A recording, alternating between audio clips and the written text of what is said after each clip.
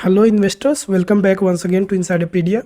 तो दोस्तों, आज हम एक बहुत ही इंपॉर्टेंट रेशियो डिस्कस करने वाले हैं जो है पेग रेशियो, और ये इस्तेमाल होता है वैल्यूएशन में। तो वैल्यूएशन काफ़ी इंपॉर्टेंट होता है और वैल्यूएशन के डिफरेंट मेथड हैं। मैं पर्सनली इस तरह का कुछ कैलकुलेटर यूज़ करता हूँ, बट हमेशा ये कैलकुलेटर मेरे पास नहीं होता क्योंकि इसके लिए एक्सेल यूज़ करना पड़ेगा, हमें वक्त स्प्रेडशीट पे कैलकुलेट करना पड़ेगा और काफ़ी ये जो है टाइम टेकन प्रोसेस होती है। उससे बेहतर ये है कि कोई ऐसा तरीका निकालो कि फिंगर टिप्स पे आप कैलकुलेट कर लो, आपको कैलकुलेटर की भी ज़रूरत ना हो। तो इसमें इस काम आता है हमारा पेग रेशियो का। तो पेग रेशियो बेसिकली एक वैल्यूएशन का अंदाज़ा लेने के लिए, एक फिंगर टिप्स कैलकुलेशन करने के लिए ही इस्तेमाल होता है।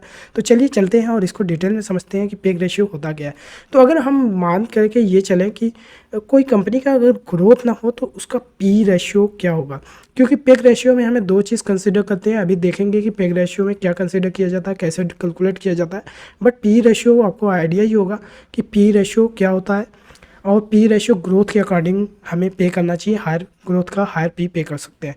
तो अगर कोई कंपनी की ग्रोथ ही ना हो तो फिर वहाँ पे पी कितना हो जाती है, ये अगर आप चीज़ समझ जाए तो आपके लिए पेग रेशियो काफ़ी इंपॉर्टेंट हो जाता है। तो चलिए मैं समझाता हूँ आपको कि अगर कोई कंपनी की ग्रोथ हो ही ना और अगर हम 20% का रिटर्न एक्सपेक्ट कर रहे हैं तो उसका पी जो होता है 5 का होना चाहिए। यानी पी रेशियो आपको समझ में ही है कि अगर किसी कंपनी का पी रेशियो 5 का है, इसका मतलब ये होता है कि उसकी जो है 5 रुपये की कंपनी को हम 5 रुपये पे कर रहे हैं उसकी 1 रुपये अर्निंग की। यानी अगर किसी कंपनी की जो है नेट प्रॉफिट 100 करोड़ का है तो उसको 5 टाइम्स यानी 500 करोड़ रुपए हम पे करेंगे उसकी वैल्यूएशन के लिए। यानी उसको जो है 500 करोड़ रुपए में उस कंपनी को बाई करेंगे।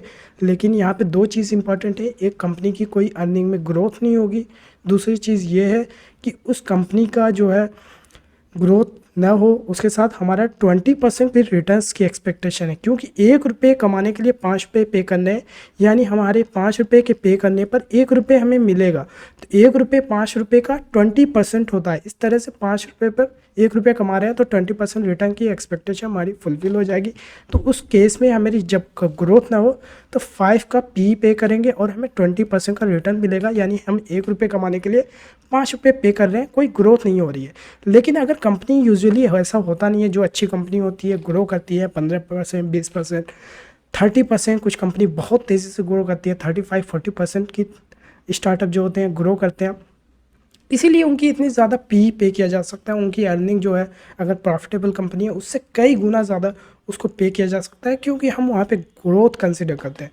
तो ग्रोथ कंसिडर करने के लिए फिर हमारे पास एक जो होता है, हम जो हाई पी पे कर रहे हैं, 5 से ज़्यादा का पी पे कर रहे हैं, वो उसकी ग्रोथ के लिए कर रहे हैं। तो इसको कैलकुलेट कैसे करें, तो यहाँ पे इंट्रोड्यूस किया गया है पी रेशियो और ग्रोथ दोनों को हम कंबाइन करके पेग रेशियो निकालते हैं। तो पेग रेशियो बेसिकली दोनों चीज़ है, P ratio divided by expected growth, यानी जो है कितना पी है उसको डिवाइड करेंगे जितनी ग्रोथ होने वाली है। कुछ एग्जांपल देखेंगे, जैसे एक कंपनी है ए, इसका पी रेशियो 20 का है और हम ये मान के चल रहे हैं, यानी हम 20 टाइम्स पे कर रहे हैं इस कंपनी के वैल्यूएशन के लिए, और ये मान के चल रहे हैं कि 10% की सालाना ग्रोथ होगी, ईयरली जो है 10% की ग्रोथ होगी। वहीं कंपनी बी है, उसका भी पी 10 का है और उसकी एक्सपेक्टेड ग्रोथ 20 की है। तो यहाँ पे इनका जो पेग रेशियो आएगा, कंपनी ए का 2 का आएगा और कंपनी बी का 1 का आएगा। तो पेग रेशियो तो हमने निकाल लिया कि एक कंपनी का 2 का आ रहा है, एक कंपनी का 1 का आ रहा है। तो अब जो है ये क्वेश्चन आता है कि हमें क्या पेग रेशियो पे करना चाहिए। तो यूजुअली ये कहा जाता है कि पेग रेशियो जो है 1 या 1 से कम का हो। तो यानी हमें इस केस में पेग रेशियो 1 का जो है कंसिडर करेंगे, यानी कंपनी बी हम कंसिडर करेंगे, क्योंकि पी रेशियो दोनों का सेम है। इस कंपनी बी की जो है ग्रोथ ज़्यादा है, तो ग्रोथ ज़्यादा होगी तो पेग रेशियो ऑटोमेटिकली कम हो जाएगा। तो जितना कम पेग रेशियो हो उतना अच्छा है। तो 1 से कम हो तो ये अच्छा होता है। मल्टी बैगर रिटर्न्स वही कंपनी देती है जिसका पेग रेशियो 1 से कम का हो। तो यहाँ पे अगर एक और सिचुएशन देखें जो कि काफ़ी इस क्वेश्चन को, ये पेग रेशियो के कॉन्सेप्ट को काफ़ी जो है इंटरेस्टिंग बना देता है, कि अगर किसी एक कंपनी का पी रेशियो 20 का है और उसका एक्सपेक्टेड ग्रोथ 20% का है तो पेग रेशियो 1 का आएगा। अगर कोई एक कंपनी बी है उसका भी पी रेशियो 30 का है और एक्सपेक्टेड ग्रोथ भी 30 की है तो इसका भी 1 आएगा। दोनों केस में देख सकते हैं पी 20, 30, एक्सपेक्ट ग्रोथ 20 और 30% की है। तो दोनों में पी जो है आपका पेग रेशियो 1 का आ रहा है।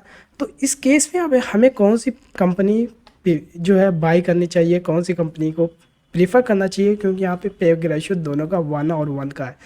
तो यहाँ पे जो है हमें जो है ऐसी कंपनी सिलेक्ट करनी चाहिए, कंपनी बी, क्योंकि यहाँ पे ग्रोथ इसकी हाई है। क्योंकि अगर हम इसको और वैल्यूएशन में देखें, वैसे तो पेग रेशियो जो कहते हैं कि पेग रेशियो जितना कम हो वो अच्छा हो, और यहाँ पे पेग रेशियो बराबर हो। वैसे तो यही लगता है कि जब पेग बराबर है तो कोई भी कंपनी ले लो, ए ले लो या बी ले लो, दोनों को बराबर ही होगा। लेकिन यहाँ पे हाई ग्रोथ के लिए हाई पी पे किया जा सकता है।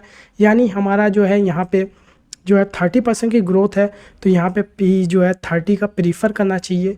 क्योंकि यहाँ पे नेट में जो हमारा रिटर्न्स होगा, पेग रेशियो इवन दो दोनों का सेम है, बट कंपनी बी का जो 30% की ग्रोथ है, कंपाउंडिंग में 30% की ग्रोथ, इवन दो पी जो है सिर्फ उतना है। क्योंकि ये बस एक फिंगर टिप्स कैलकुलेशन है, ये एक्यूरेट नहीं होता।